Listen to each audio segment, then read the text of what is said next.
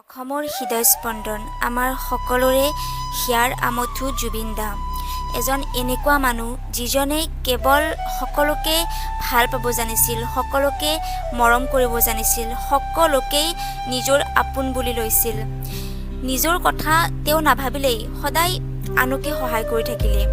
নমস্কাৰ, মই শ্ৰী বৰষা মাই আপোনালোক আটাইকে মোৰ চেনেলত স্বাগতম জনাইছোঁ। আজিৰ ভিডিঅ'ত মই আমাৰ সকলোৰে হিয়াৰ আমঠু জুবিন দাৰ বিষয়ে কিছু কম বুলি ভাবিছোঁ।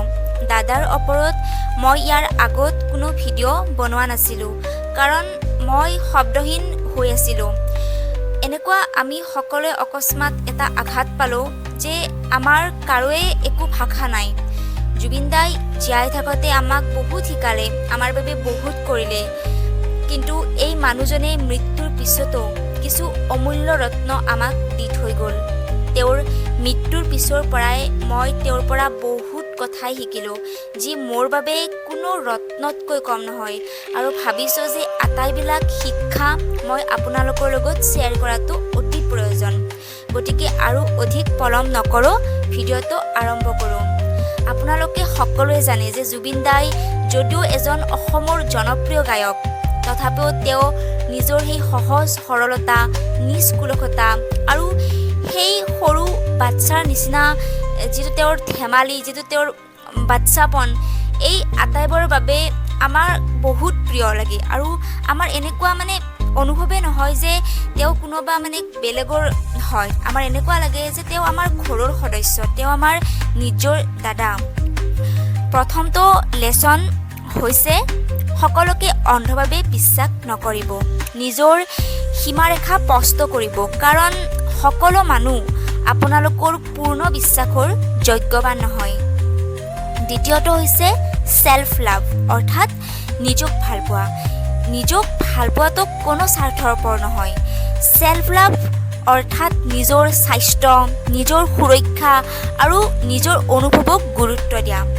তৃতীয়টো হৈছে সতৰ্কতা। মানুহ, পৰিৱেশ আৰু ঘটনাৰ লগত সদায় সতৰ্ক থাকিব। সন্দেহজনক আচৰণ বা সেনেকুৱা কিবা যদি পৰিৱৰ্তন দেখা পায়, তেতিয়াহ'লে লক্ষ্য কৰিব আৰু কাৰ্য কৰিব। চতুৰ্থটো হৈছে না ক'বলৈ শিকিব। সকলো টাইমতে আপোনালোকে হয় হয় বুলি ক'ব লগা নাই।